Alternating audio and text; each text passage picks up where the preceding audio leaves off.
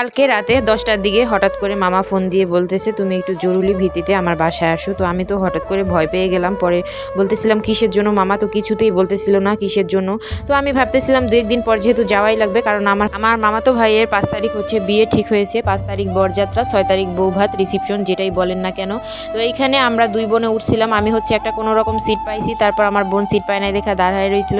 তো এই তো আমরা উঠতে উঠতে চলে আসলাম একদম বুড়িগঙ্গা নদীর মাঝখানে। মানে এটা হচ্ছে বুড়িগঙ্গা নদী পার হয়ে ওপারে যেতে হয়। রানীগঞ্জের মধ্যে পড়ছে আমার মামার বাসা, এখানে তাদের নিজেদের বাসা। আর ওয়েদারটা দেখেন বিকেলবেলা জাস্ট অসাধারণ। আমি বোনকে বলতেছিলাম তুই ওইদিকে তাকা, তোকে কিছু স্ন্যাপ নিয়ে দিই। তো অনেক স্ন্যাপ নিয়েছি, খুবই সুন্দর লাগতেছিল। আর আমার বোন কেমন করতেছিল দেখেন। তো আমি বারবার হচ্ছে ভিডিও করতেছি। আর মানে বুড়িগঙ্গা নদীর পানির একটা বিশ্রী গন্ধ আছে, যেটাকে আমরা বলি সুবাস। তো আপনাদের কাছে কেমন লাগে অবশ্যই কিন্তু কমেন্ট করবেন। যারা যারা বরিশাল গেছেন হয়তো বা নদীর কাছে আসতেন তারা হয়তো গন্ধটা পাইছেন, এছাড়া কেউ পাবেন না। তো কী কারণে আমার মামা ফোন দিছে সেটাও কিন্তু এখন পর্যন্ত জানি না, গিয়ে তারপরে হচ্ছে জানতে পারবো। তো এইখানে আসতে আসতে অনেকটা দেরি হয়ে গেছে, আমাদের সন্ধ্যার সময় আসার কথা ছিল। আমরা হচ্ছে একদম দুপুর বাসার থেকে বের হয়ে গেছিলাম, যার কারণে একটু তাড়াতাড়ি আসতে পারছি। আর এই দিকে দেখেন এখানে আবার আকাশ দিয়ে একটা প্লেন যাইতেছিল, এটা আবার আমি একটু ভিডিও করতে চাইছিলাম, কিন্তু ওই যে দেখেন অল্প অল্প বোঝা যাইতেছিল, ভালোভাবে বোঝা যাইতেছিল না, কারণ সন্ধ্যা হয়ে গেছিল তখন। মাগরিবের আজান দিবে সেই মুহূর্ত। আর এইখানে হচ্ছে ঢাকার লঞ্চগুলো সব সারি সারিভাবে রাখা।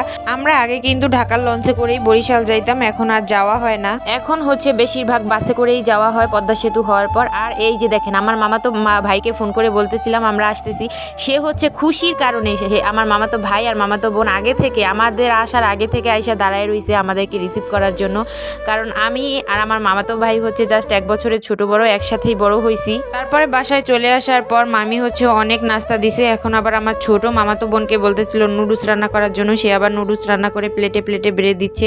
আমি আবার তাকে বলতেছিলাম তোমাকে আমি কোলে নিয়ে বড় করলাম আর তুমি এখন আমার জন্য নুডলস রান্না করতেছো, দেখো কত বড় হয়ে যায় তাড়াতাড়ি মানুষ। তো তারপর সন্ধ্যার সময় আমরা আবার একটু সেজে গুজে বের হয়েছিলাম, 3 বোন মিলে এক রিক্সায় বসছিলাম, অনেকদিন পর যেহেতু দেখা হয়েছিল তাই। আর এখন হচ্ছে সেই কাঙ্ক্ষিত ঘটনা, যেই কারণে আমার মামা তাড়াতাড়ি করে আমাদেরকে ফোন দিয়ে আনছে, সেটা হচ্ছে মেয়ের বাড়িতে আসার জন্য। এই যে দেখেন এখানে আমার মামা মামি, মামাতো ভাই, বড় মামার বড় ছেলে সবাই মিলে চলে আসলাম মেয়েদের বাড়িতে। আর এখানে হচ্ছে আমাদেরকে নাস্তা দেওয়া হয়েছে, তারপর একদম বিয়ে বাড়ির মতো আপ্যায়ন করে তারা হচ্ছে খাবার দিছিল আর কি। আমি জানি না এটা হচ্ছে নাকি মেয়েদের ওইখানকার নিয়ম, তো তার কারণেই আমাদেরকে হচ্ছে তাড়াতাড়ি ফোন দিয়ে আনা হয়েছে।